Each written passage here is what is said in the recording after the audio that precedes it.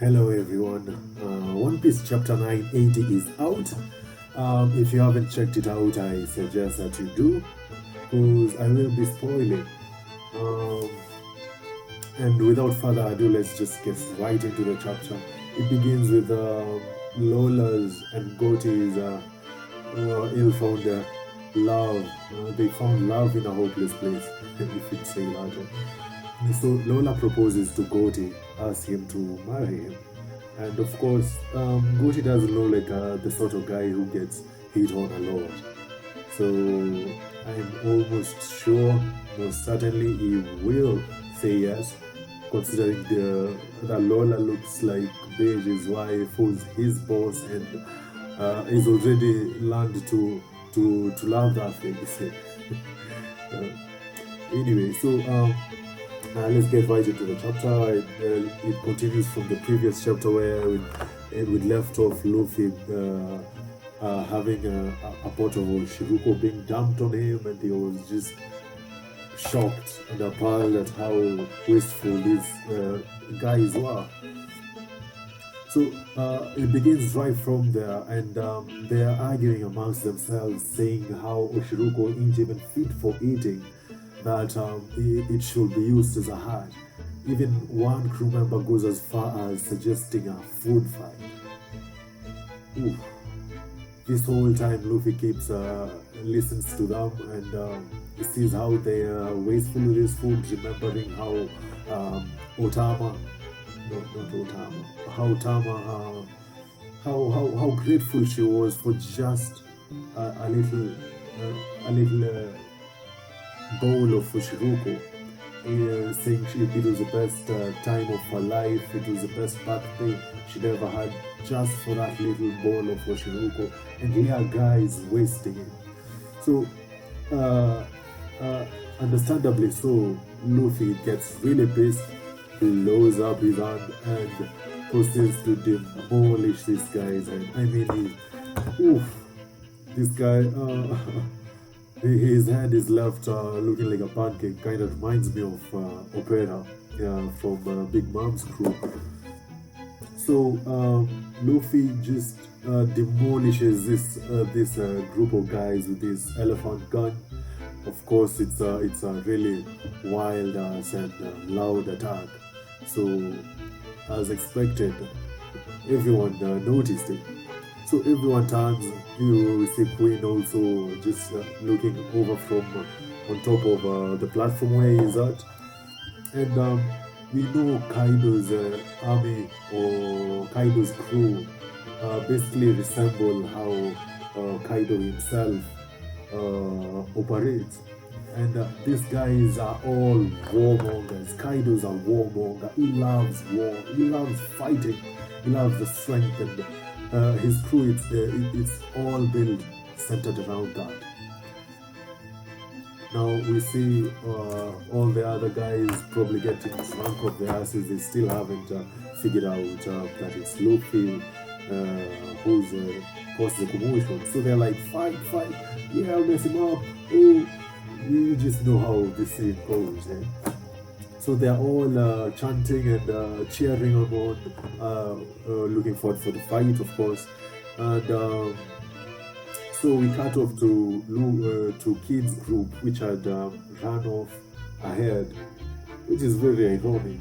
Luffy ran after Kid's crew just to stop them from causing a commotion, but he himself ended up causing the commotion. So Kid's group are shocked at the stupidity with which Luffy is operating at. And Kid says that it's good for them, that because it makes sense. It's a good distraction for Kid's group. He says that now they'll be able to move without being detected. It will be easier for them to move around, because of course everyone's attention is focused on Luffy.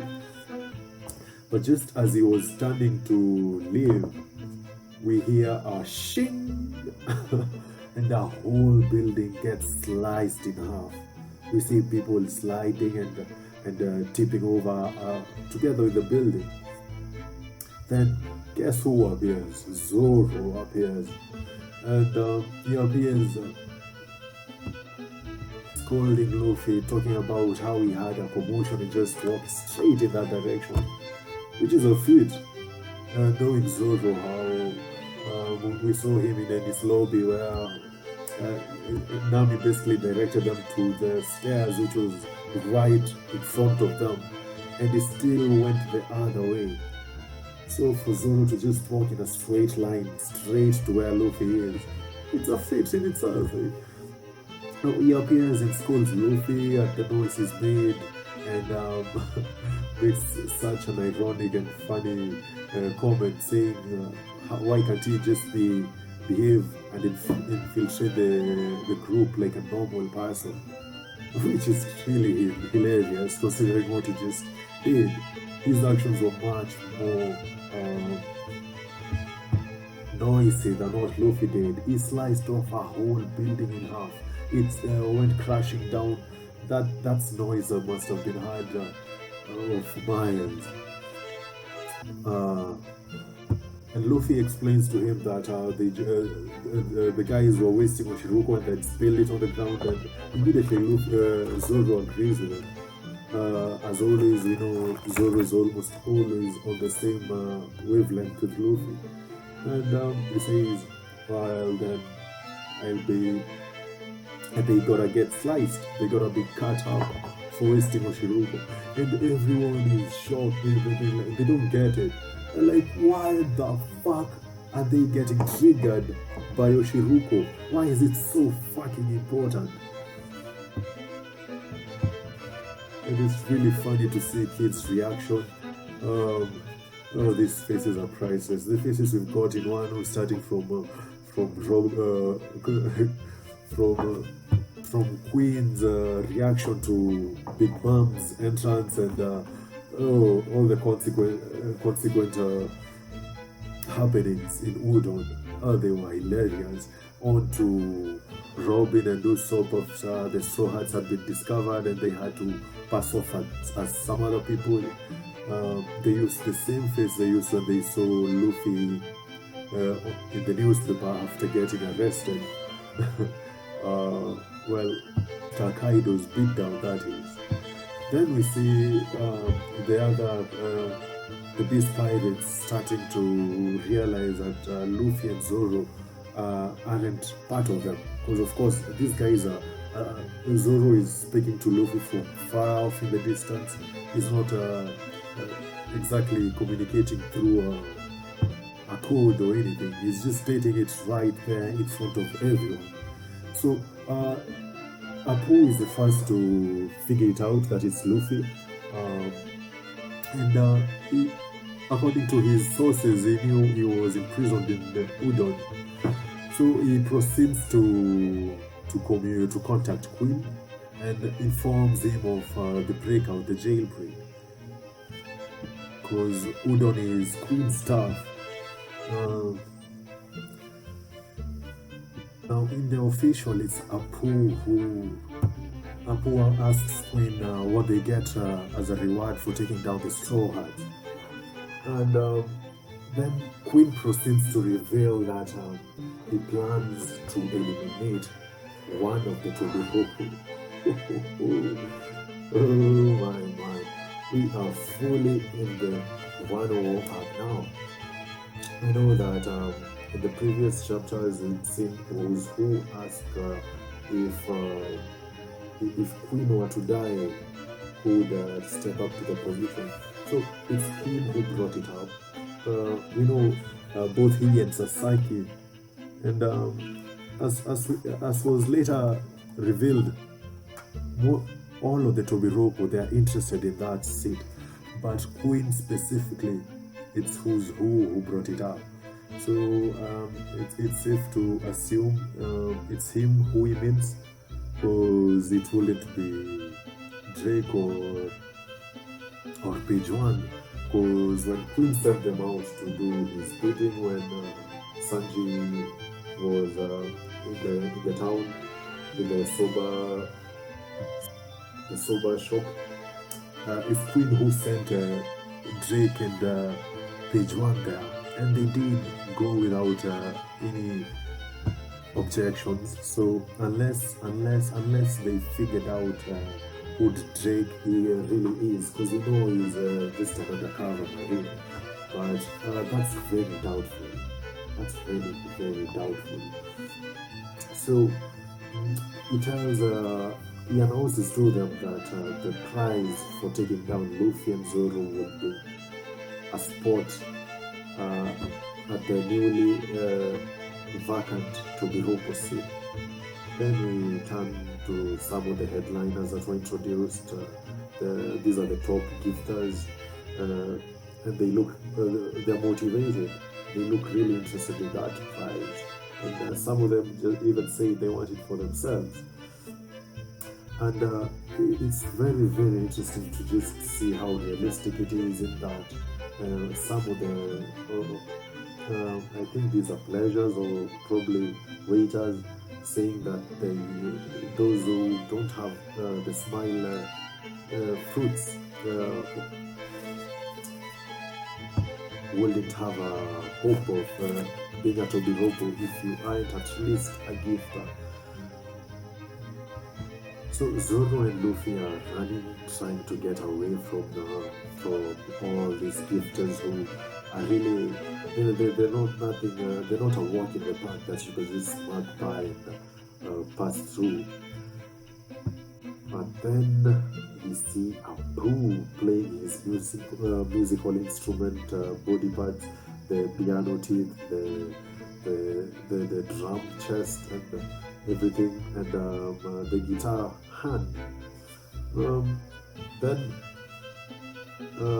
lands a solid hit on Luffy's ship, which shocks him.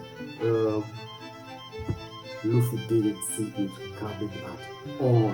In spite of having future sight haki, the nigga can basically see into the future, and avoid oncoming attacks, but he couldn't see this one. It's an invisible attack, and I'm guessing it's transmitted through the sound waves, because that's his devil fruit. It's basically attacking through sound waves. You know, sound waves, the speed of sound is really fast. It's really fast.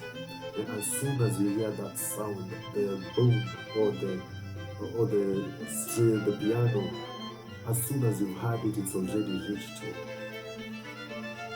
So, and Zoro is quick to note that Apu is the one who was allied to Kid's crew. Seems they're still not aware that Apu basically backstabbed them.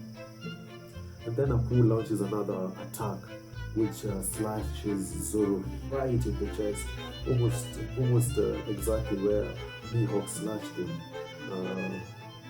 3 times. And he also noticed that he couldn't see the attack coming. He doesn't see the blade, and they're clearly at a loss because they can't see the attack coming.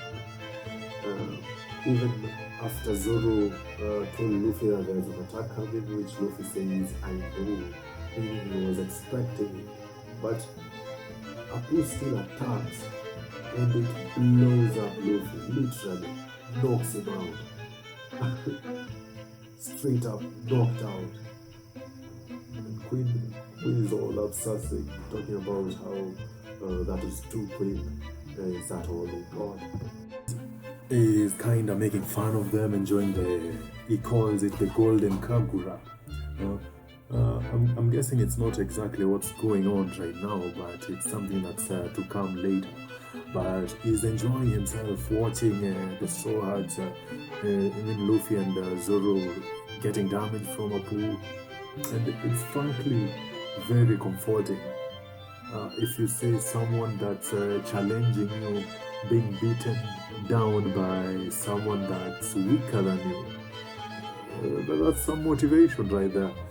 But anyway, so Luffy is knocked out. Though it's for a second, he's knocked out, and Zoro grabs him, tries to make a run for it. And we see all the other gifters attacking them. There's one with a lower half that's a chameleon, and I'm really hoping, or it's probably the case, that she actually does turn invisible if she does want to, and it makes sense why her weapon of choice will be a bow and arrow, because she could just be turn invisible, and being a chameleon, of course, they're really good climbers. Their hands and feet kind of stick and onto wherever they're walking. So it could be very good to be patched up somewhere invisible and shooting arrows.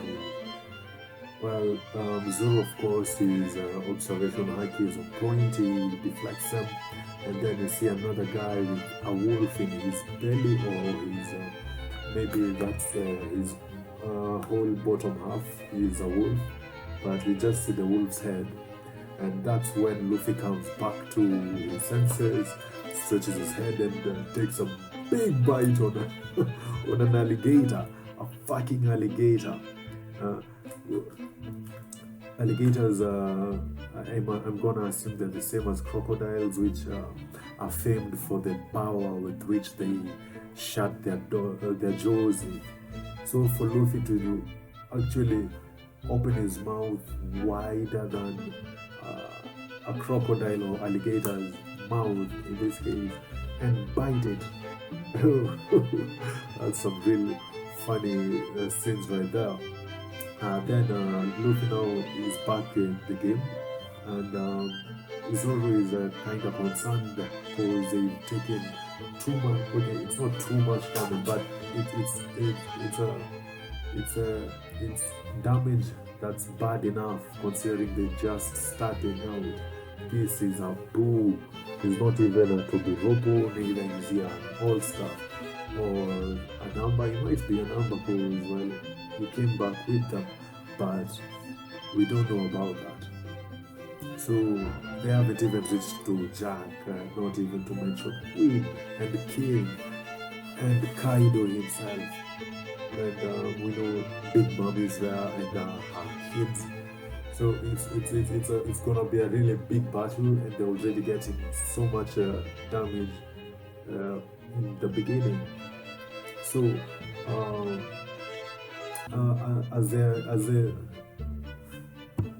so Luffy suggests that they will just force their way through all of them into Kaido's castle, as was expected by law. Of course, it's kind of going on according to plan, because it was pretty obvious Luffy wouldn't just go straight with the plan, and Zoro too. He also predicted Kid will do something, and just in the next scene, Luffy, we see Kid notice Apu, and if you remember correctly, Apu is the one who sold the mouse to Kaido. He led them right to him, and he's the one who resulted into Killer being turned into a pleasure. His emotions are all getting stolen from him, and now he's stuck laughing. It's all because of Apu. So Kid is enraged to see the metal and swords and guns rising in the air, and Killer tries to stop him, to try and make him see a bit of sense, and try to keep straight with the plan. But Kid is just like, fuck this. Apu is the one who got us into this situation in the first place. There's no fucking way I'm just gonna let him go away when he's right in front of me. So I truly get where Kid's head is at. So without further ado, he just blitzes. Should I really call it blitzing? But anyway, he runs up to Apu and punk Gibson. Anyway, he punk Gibson Apu's ass, he flattens him with this ton of metal, and oof, that's where the chapter ends. Sadly, there's another break next week, and They are so frustrating, but we have to understand them, considering the going ons in the world. But I don't think Apu is out for the count. He's a supernova, for fuck's sake. I don't think he will be one-shotted with another supernova, even though I think Kid is stronger than him. But I don't think he will be one-shotted. So hopefully he protected himself with some armament haki. That's the only way to come out of there with just a few scratches and no, not. But from how it looks, we see his armor poking out of the chunk of metal that comprises of Kid's arm, and it looks like he was got really good, and it's so fucking satisfying. Oh, we've been waiting for this moment for so long. Snitches get stitches. It's just the law of the jungle. So we'll have to wait for another 2 weeks to get the next chapter, and it seems we're right on track. The battle is on, the war is here, and I'm so glad we're already getting in some really good matchups right from the very beginning. Now we've seen Apu. Those are it's a fight between. We've seen an interaction between 4 supernovas: Atsuki, Apu, Luffy, and Zoro, all in one chapter. Oof, it's going to be interesting. Considering we also had Zoro say that gifters attacking them are far from weak. There are some heavy hitters in there. So it won't be easy, but we're used to this. Luffy always does this before some great battle. In his lobby, we saw him go against the entirety of the army by himself, because Zoro and the others were behind him, coming following up. But Luffy was by himself, going wrecking on the Marines, being attacked left, right, and center, running and wrecking them. All that was before he met and then after Blueno. What was his name? Blueno, really? Whatever. Before he proceeded to fight the boss of that arc, which was Robluti. In this case, even